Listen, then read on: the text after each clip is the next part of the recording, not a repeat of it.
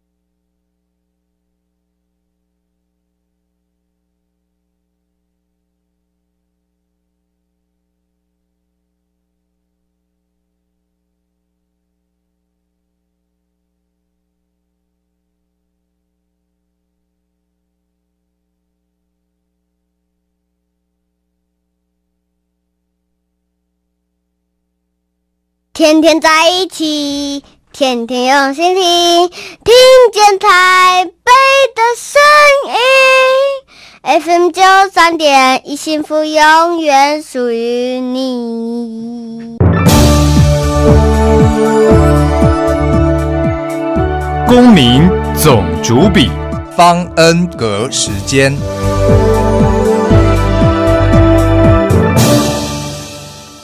谁当家？谁当家？谁当家？你当家？谁当家？谁当家？谁当家？我当家。你当家？我当家。到底谁当家？你来当家。Welcome to Residence Messenger on Taipei Broadcasting Station. I am your host, Ross Darrell Feingold, and our guest today, and it's a great honor, is a Taipei resident and U.S. Army veteran, John Wong. John, welcome to the show. Thank you, Ross. Hello, everyone. I'm John.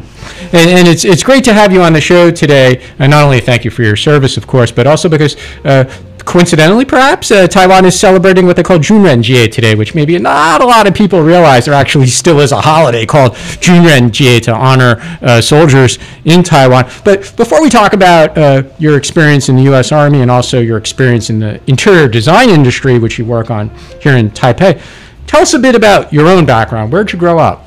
Well, excuse me. Well, I'm born in Taiwan, and then I moved to the state when I was 13, and lived there for like 15 years, and have some family emergencies, so that's why I moved back to Taiwan. You know, you went to university at California State Polytechnic, Pomona. Now, for a lot of people who don't know what a polytechnic is, what is a polytechnic university in America? Well, really, like Polytechnic is like an engineering school, but for us, my school, they do have a really good engineering college. And for me, I previously was majoring CIS, Computer Information System, which is really, they are like top ranking in the States. Because I think a lot of people have a misconception that the word polytechnic is more like a trade school, or like in Taiwan they used to have those wuzhuans, right? But actually polytechnic just means it's a school that focuses on like the hard science. Right, correct. And Pomona is kind of near LA, but we always hear about LA, we hear about Hollywood. What's different about Pomona versus downtown LA? Well, nowadays downtown LA is more like used to be like a lot of Chinese people, Asians, but nowadays mostly are like Filipinos, Latinos, and some like Vietnamese.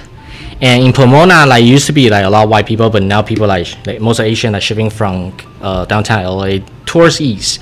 So that's why like nowadays in Pomona, it's mostly like Asian people, Asian face that you can see everywhere. When I was in the school, like I would say probably 70 to 80% of students there are like Asians. Yeah. In fact, I actually looked this up before the show. Will Pan, who's a celebrity here in Taiwan, Pan Weibo, he went to Pomona, which I didn't know until I looked up like famous alumni of Pomona. Now, what did you do for fun when you were in school, or were you always working when you weren't in class? Well, at the time, when I was in Pomona, I was trying to get my degree as soon as possible because I always want to go back become an officer in the military. So I work hard, I study hard, and also play hard when I have a chance. Yeah. Did a lot of those Asians that you encountered in the Pomona area were they convinced, or had they made a decision that they were going to stay there? You know, whether their roots were in Korea or Taiwan, they weren't ever going to go back and work. Is that kind of the feel? Like they're really happy in Southern it's Southern California after all. Right. Most people are pretty happy there. Well, I think most people move to the States, move to America. They're very happy about their life. For me, environment is totally different here, and it's less stress, to be honest. And we do a lot of me and my pals. We meet out all the time. We go to the beach. We just enjoy the sunshine over there. Sounds really tough. Yeah, but here, totally different. Yeah. Yeah, but with trends like the tech industry, for example, and especially you being in a school focused on engineering, Asia kind of pulls people back in, right? Right. Yeah, especially if they have some roots out here, language skills. Right. We'll talk some more about your military service later, but I'm also fascinated by your experience in the interior design industry. What do you find interesting about being in that industry? Well, to me, I'm more like a hands-on person. So in that industry, I get a lot of chance. I talk to those other, I'll say, they're shifu, right? And I mean, they're actually experts in all in different fields. So I get to learn experience because they're very well professional. And then I just learn, okay, this or that. And because that's helped me to understand. So when I do making the design and doing my drawing, I know the concept. I can add in the concept and just try to make it perfect, and people can understand too. Really easy to see my drawing, to understand, make things done quick. Yeah. So you actually get to see what from idea, concept to the finished product. Exactly. You actually have your hands and all that. I'm really curious though, what makes interior design in Taipei, which is a big modern city, like a lot of other big modern cities, a lot of wealthy people. Right. What makes interior design, especially in the residential space that you do a lot of work in, what makes Taipei interior design different than other big cities? Well, here... Now be honest, John. Yeah, I know. No, I'm just trying to give the best answer because, compared to Taipei and where I used to live in LA, first of all, the construction, the material they use is totally different. So a lot of things that we had to consider, like the cements that they use here and the rebar they build out making the buildings here. And sometimes we need to understand, okay, the weight shifting, so make sure the structure is still strong enough, not just overdo it and then the whole thing just collapses. That's kind of dangerous. And here, but in the state side, that's much easiher. Yeah. Now, again, I'll ask you to be honest, but just say it, right? Are the clients willing to pay here in Taipei for when they say they have an idea, and you tell them what it's going to cost to go from design to reality in their homes? The clients appreciate good work here. Are they willing to pay? Well, rich people, how they make it rich is because they have their way to do it. So of course, they try to save every penny if they can. And of course, we don't want to, of course, we're taking job from them, right? They are paying for our salaries. So we just try to do as much as we can to help them out. First of all, to bring their dream come true, their ideal home. Try to make what they want, and then put everything, our ideas, their idea, combine everything together and make a reality. But come to the paying part, there's a lot of bargains, but we just try our best and then try to convince the client, or sometimes the client will convince us. We try to just make a even right there, just make everybody okay, acceptable. That's it. Yeah. In your experience, do the clients tend to put more thought, effort, even money into one room versus another, right? If they're building they're building out a new residential unit? Are they more likely to put greater effort into the living room or the bedroom and then forget about the bathroom or the kitchen? Or hey, what's the balance with that? Well, I've seen different clients. They have a better idea. I mean, they tend to focusing on their living room because that's where like most of family, they come home after work, after school, they come home, they gather in the living room, they can talk. So they want their living room make it bigger. However, there are some clients, they want their bedroom make it bigger in the bedroom because just their personal space. They want to relax, they want to enjoy their personal time. But most of the bathroom, just okay, take a shower, that's all, just wash off, and then just want to go to bed, that's it. So most of my design, the bathroom is just pretty much is like abnormal, I mean the regular size. But I do have one client, they want their bathroom has a sauna in there. So we had to okay, making the design, make it, have space to fit that. Yeah. Were you able to do it? You were able to deliver? Yes, actually we did, but we just use a lot of because we were making the walk-in closet. So now because they want the space for sauna, we had to shrink down a little bit, use the space in the walk-in closet, and it just give it to the bathroom. Yeah. I hope that one satisfied the building code, though. You were actually allowed to put a sauna in that, or you don't want to talk about that part? That part, yeah, this is too much policy. I don't want to get into it. What's in style right now in residential units? Do you see a trend, whether it's a certain size of a sofas or the color scheme? What's in style in interior design in Taipei right now? That is a very good question. However, most of my clients, they do have their own thoughts. So each clients they have very unique thoughts. So for example, we just recently finished a project, and the clients they're from Hong Kong, but they want to design their houses more like American style. So we had to put the elements, adding American elements into it. So making okay, you're not actually in the Asia country, you're in America or something. Well, what would be an American element in the interior design? In American, we are using a lot of shutters. So we are adding shutters into it, and then an element of wood, also the brick wall, just adding into it. So that's make every time when you look at different side of the wall, and it's oh wow, this is totally different. It's different view, and it seems okay, we're somewhere different else. Or they even change their door, into the farm door. It's having farming style it's pretty cool. It sounds more like a house in suburbia in America. Exactly, right. Not in Taipei. Not in Taipei, but they just put in the concept in their apartment. It's the same floor, and then just you won't notice. Okay, we're on actually one floor, and you thought we were in two-story houses. But actually, it was just a flat. Right. Exactly. What are some of the more strange requests? I mean, you mentioned the sauna, but that actually sounds reasonable. Who wouldn't want a sauna in their home? What are some of the more unusual interior design requests in residential units that clients or potential clients have made? Well, to me, they're not really strange. To me, I'll say it's more unique. And some I have in the past I have experienced a client wants to have 2 kitchens.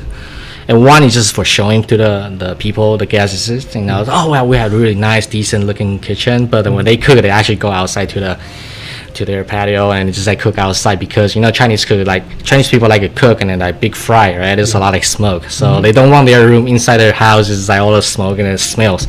So they make their secondary kitchen outside their house in the patio, just so all the smoke can just go out easily. Yeah, it's but to me it's why because you're having 2 kitchens, just a lot of things that you need to change, your water, your gas pipe, everything you need to reroute. So it's a lot of work.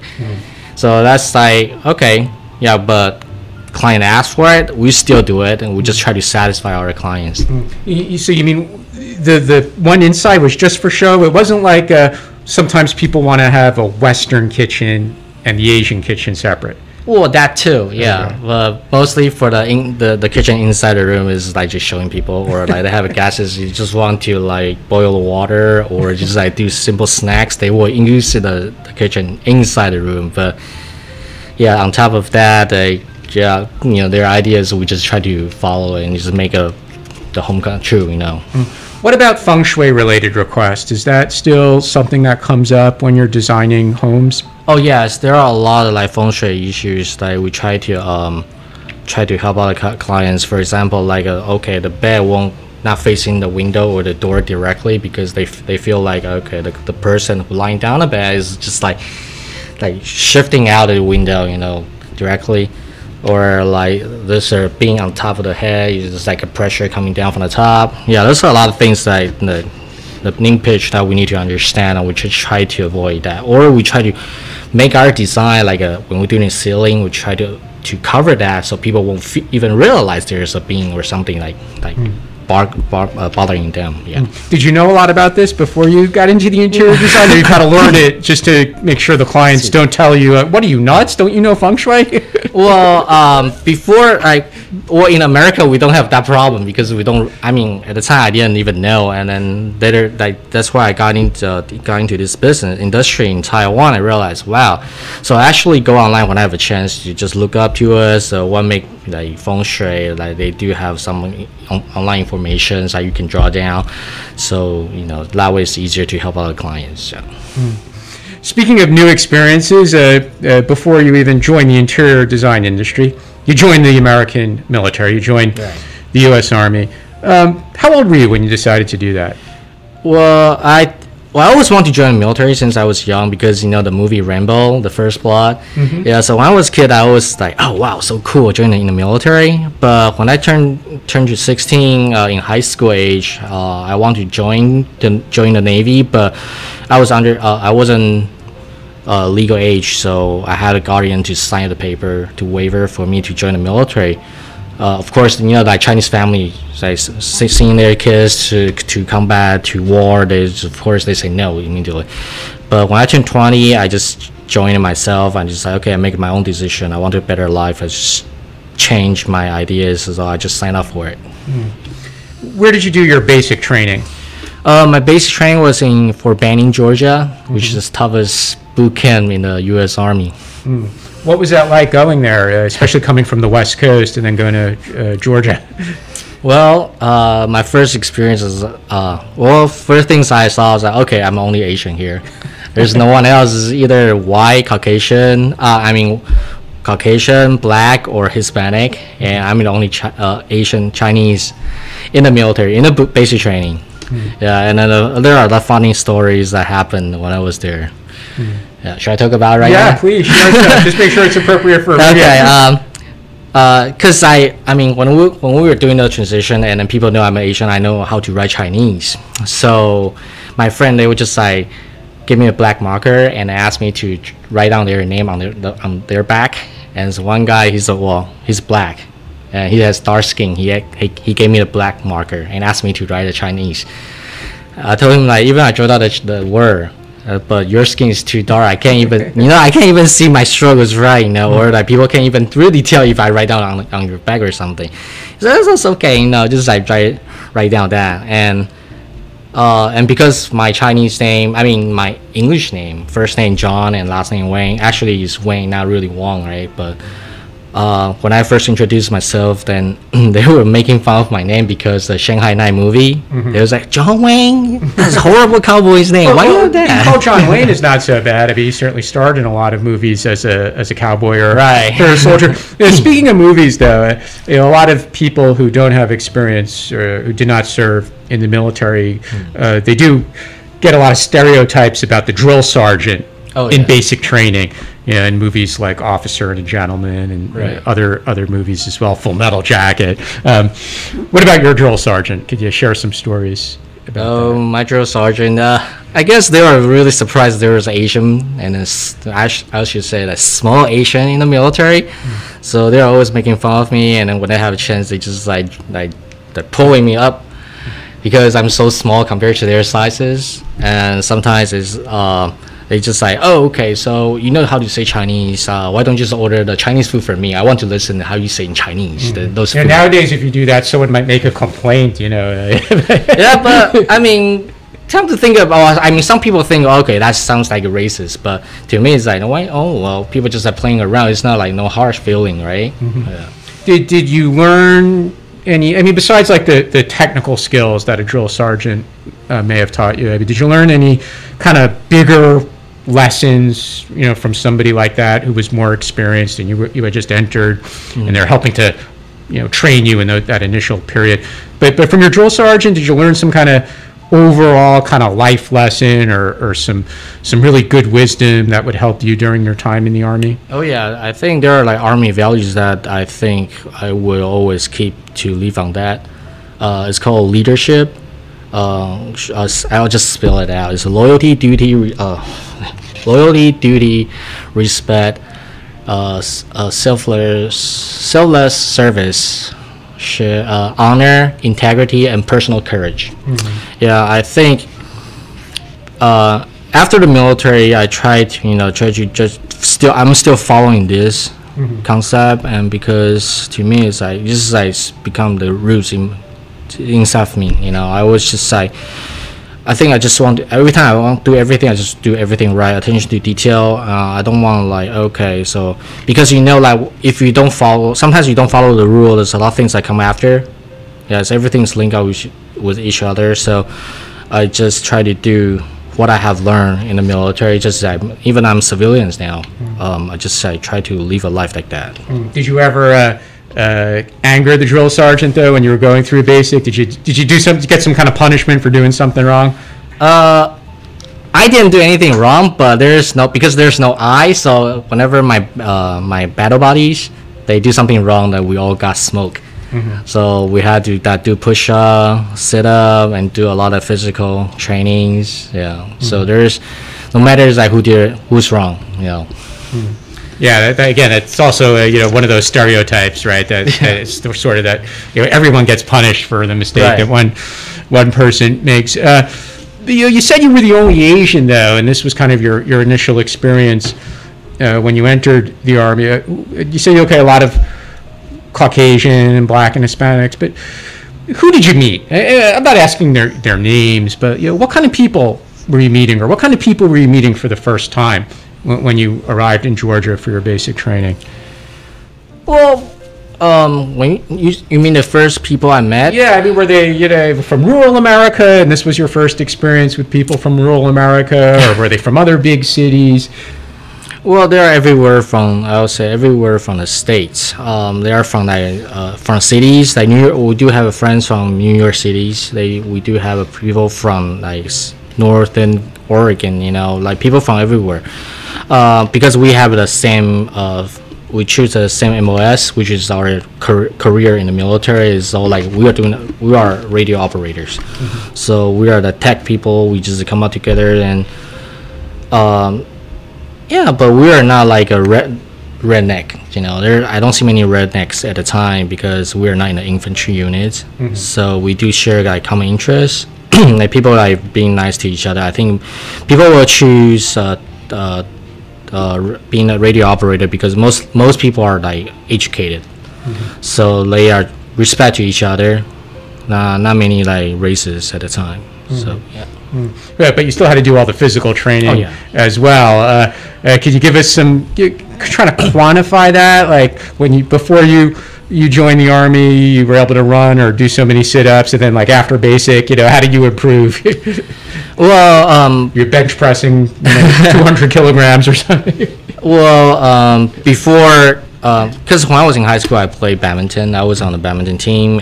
So of course, at the time, I already have a lot of physical exercise, physical training. However, one thing I really hated was running, because I hate to run. It hurts my knees. But being in the military, you had to run. That's the first thing you got to do.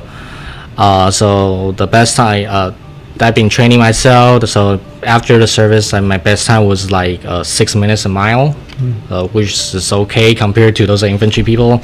But back in the day, I was like, for a mile, probably ran up for 12 minutes. So I cut my time half. actually. Yeah. Speaking of TAF, we're going to take a break. But when we come back, we'll talk some more with our guest, John Wang, about his time in the U.S. Army. You're listening to Residence Messenger on Taipei Broadcasting Station. Thank you very much.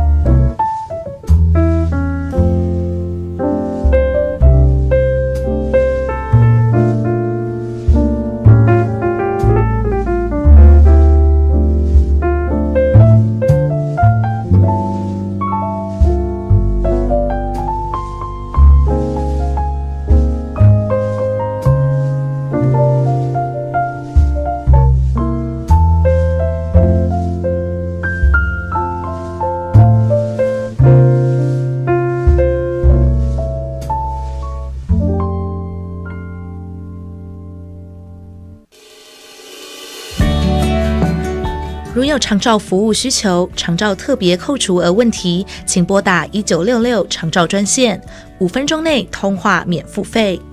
一通电话让长期照顾管理专员协助申请长期照顾服务及解答长期照顾特别扣除额相关问题。以上内容由台北市政府卫生局提供。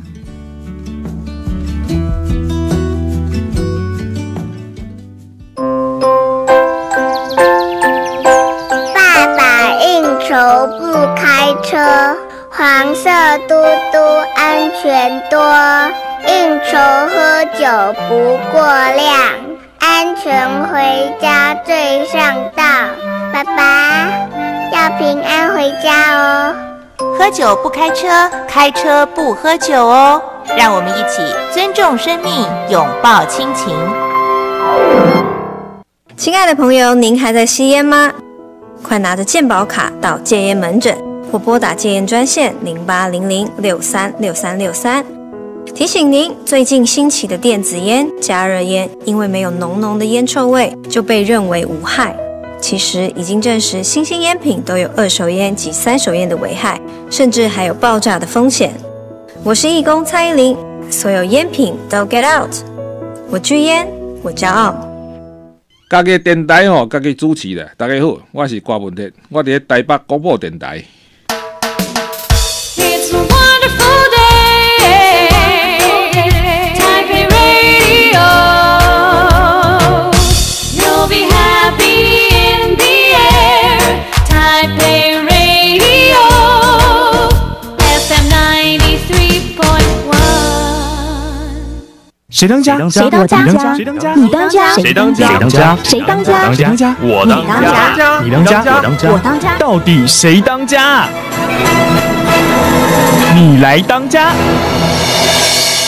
Welcome back to Residence Messenger. Our guest today is U.S. Army veteran John Wang, who's now a resident of Taipei. John, we're so happy to have you. During the break, you and I were chatting a bit about COVID-19, and something, if you don't mind my asking, because it's become controversial in the United States because the Defense Department, the Pentagon, they're going to require people in the military to get a vaccine. And there's some people who don't want to be vaccinated in the United States. Looking back at, you're the people you're your friends, your buddies, the units you were in, how do you think like the people you knew or that you served with would react to being required to take a vaccine? Do you think most people would say, yeah, it's a good idea? Or you think some of the people you knew, your buddies would also say, no way, I don't want to be forced? Well, in the military, because we know we got to, for the soldier, we need to have, like, protect our own self. We instead, like, that's the first priority. Otherwise, how are you going to protect others, right? So, in the military, most people, yeah, they're happy. They're willing to being vaccinated, but I don't know about the civilians. The civilians, they're like, oh, okay, you try to tell them, you just telling them, you try to persuade them to being vaccinated, but they were just like, hey, it's my own right. I have my freedom. It's whether I want to take it or not. It's my choice. Well, okay, if you want to say so, that's we respect that. But for being saying that, you still need to think about other people, right? So, but fortunately, I guess because I'm in California most of my time, and then people there, like Asian people, they are willing to take a vaccine. Yeah. Sorry, let's go back to your military service. You said you had training as a radio operator, and right. It actually sounds kind of like spooky spy stuff, like you were listening to conversations. Is that the kind of thing you did, listening to the bad guys? No, we are actually helping out those the troops doing the radio, because in the combat there's no way we can use in the phone, regular cell phone, but because those are not encrypted, so a lot of like classified information, if you're talking on a regular phone, will be intercepted by the enemies. So what we did is we set out the radios, the link, right? We just transmitted the message. Sometimes we receive a message, we just pass through to the rear. But that's in the beginning, earlier 2005, when in the early combat that we were in Iraq. But later on, we changed the radio. We switched to the satellite communication. So it's even more classified information that we had to monitor. And then because my shift, I usually work at night, so that's the time we had to monitor all those frequency won't be intercepted. Yeah. Before you got to Iraq, though, you were posted in Germany for a while. How did you like being a U.S. Army personnel in Germany? What was that like? Well, first of all, from personal perspective, it's kind of like a vacation, because you're in the European. Because at the time I never been to Europe, and I thought, oh wow, because the military gave me the free ticket. It's like being an expatriate business executive. Right. So it was like, wow, everything was new. I was so excited. And at the time I was there, and still I'm only Asian in the military. And then I mean, there are some locals, like maybe exchange student from Taiwan, from China, and it's like, wow, a guy from Taiwan, he's in the U.S. military, everything. They will come up to me, and because we speak same language, though, so we just like, oh wow, and to tell them how I feel in the military. And also said Wong on your uniform, right? Right. So they was like, okay. So they even, some funny thing, we do have a Chinese restaurant outside our post. They even invite me for the Chinese New Year. Say, hey, well, you are only Chinese right here, so come on, come join us. So we play mahjong. I was like, I'm sorry, I don't play mahjong, you know. And then you were posted to Iraq. Right. Could you help us understand what it felt like when you received, the notification that you were going to deploy? What was your first reaction? Who did you call to tell, family, or what was your first reaction? Well, at the time, because when I first signed up for the military, the recruiter told me, though, because I'm only child in the family, I won't, the troop won't send me to the combat directly. So that's why how they say to what they told my parents. But later on, when I got to actually ready to deploy, so I told my parents. My parents was always shocking. But to me, it's like, okay, because I'm with the military now, I'm probably of the U.S. government. There's not much choice I can make. I just follow whatever. I just try to do everything right, because there's a lot of, I don't want my parents being worried. And fortunately, because I'm a radio operator, we get to use a lot of phone, so I almost call home every single day just to make sure my mom's not worried too much.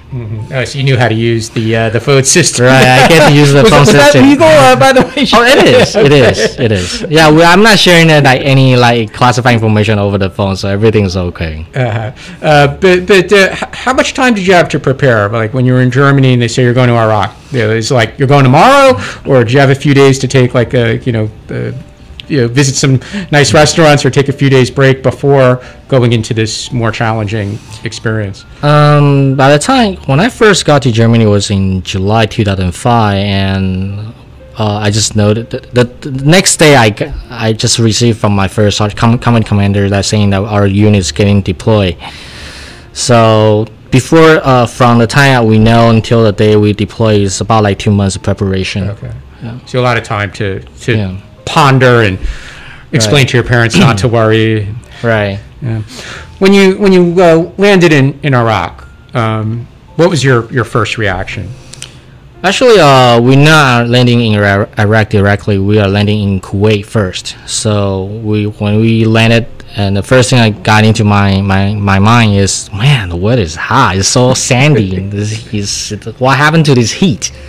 Because in Germany it was during the time I was there was in end of the summer, getting to the fall, but we changed from fall into summer, hot sandy area. I was like, oh my god, it's all the sweaty. My pants was all wet, my undershirts. I just had to drink a lot of water to just keep hydrated. What's something, there's been so much discussed about the wars in Iraq and more recently Afghanistan, but based on your own experience in Iraq, what's something that civilians they should know, they don't understand, and that people who've served such as yourself try to explain to people? Well, we do, at the time I was in Iraq, we do have Iraqi civilians. They work for on compounds, and they work for us to try to making money. But when I was doing the guard detail, and I have a chance to get closer with those people, the civilians, and I realized I'm a Chinese, and they're really friendly with me. However, when they come to a real American, a black or white people, they were just different look. I just try to get away from them, I guess. But I'm just being friendly, so they're actually being nice to me, and they even share their food with me. But my first sergeant found out, he was criticizing me. He was like, "Are you not? Why you taking the food from them? Why would you know if they not poisoning the food? So they can just kill you, and they take your weapon away. It's not killing people, the U.S. troops. What are you gonna do with that?" Yeah, I guess at the time I wasn't aware of that, because I thought I just try to in a new environment, in a new area, try to get to know people there, and try to get. I don't want being rude. That's why some like I'll say that Middle East like people they don't like American because sometimes some American they think they're higher than others. But to me is just everyone's equal because I guess because I'm Chinese, I guess I was the minority in the military, so. I just try to be polite, to respect to others. And is that something that you find civilians don't appreciate? That they have such a negative impression of the local people, but it sounds like you're actually saying the people there they're people like everywhere else, most of them, and they're nice people. Right. At the time, Iraqis and Afghanistan people they appreciate what American troops they did for them. Like building out the school, building out a house. They have the running water system, and we make their life better. However, I think still because I was on post most of the time. I was in a safe area, so I didn't get a chance to go into the cities to see the difference. But my roommate shared their picture with me, and I was looking at it. People still very happy, but I guess that some people they don't like American troops. My guess was because of political issue, or they have a different concept. But they never had a chance to sit down and talk about it. I guess that's very difficult to do even nowadays. So, but mostly I would say the people they are happy for the help. Yeah. You just mentioned some of your roommates and your buddies showing you photos. Do you keep in contact with a lot of the people you served with, or do you all sort of go your separate ways over the years? There are a few people I'm still in contact. We share the email, we share Facebook. They sometimes when I was in the state, I go visit them once in a while, or whenever there's their son's my friend's son's birthday. Even he's in Dallas, Texas. I drove down there and I was like, hey, happy birthday, because we were together in Germany. So at the time his boy was only 4 months old, still a baby. I was helping them to taking care of the babies at the time. So yeah, we had really close bound with each other. What about the more senior people, like some of the officers? More senior officers that you served under, do you keep in contact with them, and now you don't have to call them sir, or you still call them sir when you see them? Well, yes, I do. Actually, when I send them messages, so yes sir, what can I do for you, blah blah blah, still addressing their rank. I just some people we respect the rank, but some we don't actually. But yeah, I still respect them, just so that's why every time when I talk to them I still say yes sir, no sir, just feel like I'm still back in the military. Because that habit that stays with you. Right. One of the things that's been in the news so much, of course, the last few weeks is events in Afghanistan, and the American military have left, and then they went back to hold the airport and to help there's a large number, over 100,000 people leave. Based on your own experience and observation, help us understand a bit, what's involved with that? How do you move so many people so quickly? Well, at the time, I remember usually we moving people usually at night, because we don't want to get too much attraction. Especially you are in a danger area,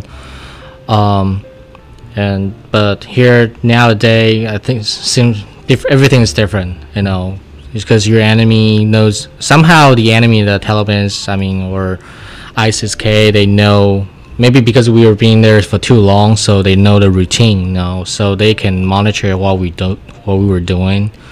So there's when we do everything nowadays, the military need to do everything fast. So if they can, they just try to fly out people as much as you can. One flight after another, even during daytime. Right, during the daytime. But of course, if they're doing evacuate people during the daytime, there's a lot of actually gaining a lot of pressure for the ground troops. I do. When I have a friend, he got recalled back to the Afghanistan, and then he told me there's a lot everything seems differently.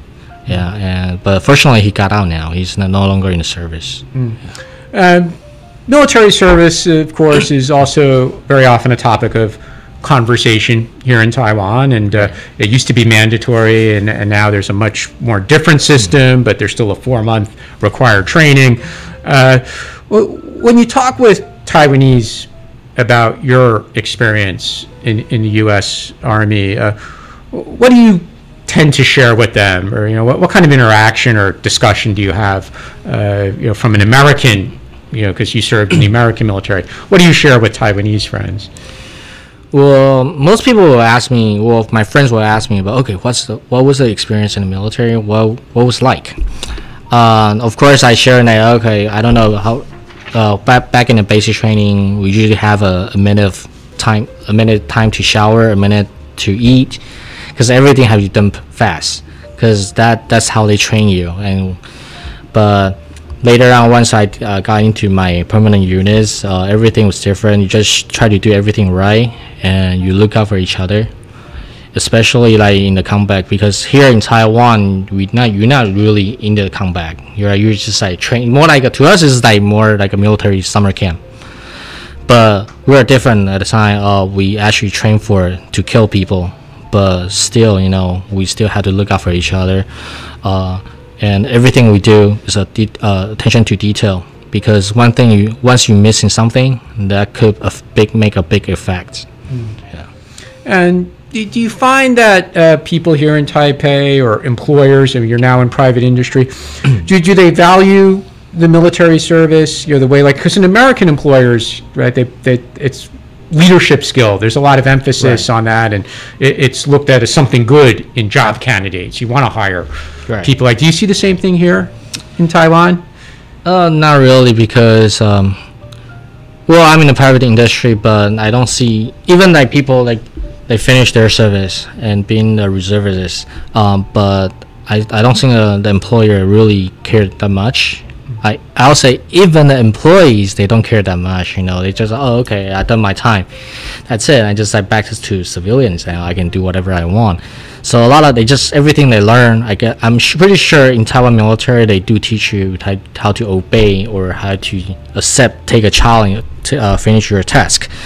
However, a lot of people, nowadays I realize once they finish the service here in Taiwan, they just throw everything back to them. It's like, okay, forget it. I just do whatever I want to. Well, John, I'm definitely not going to forget you, and I'm so grateful that you were able to share your experiences with our audience today. Thank you. And thank you again for serving in the U.S. Army. Thank you very much. Yeah, you've been listening to Residence Messenger on Taipei Broadcasting Station. Have a great week.